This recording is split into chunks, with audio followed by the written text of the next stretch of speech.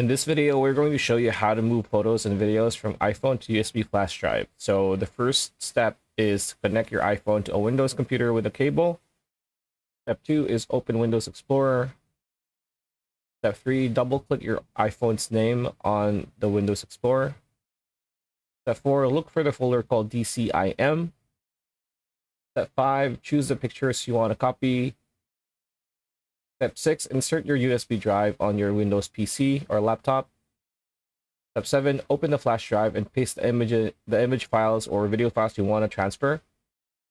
Step 8, wait for the process to end. This is going to be pretty fast.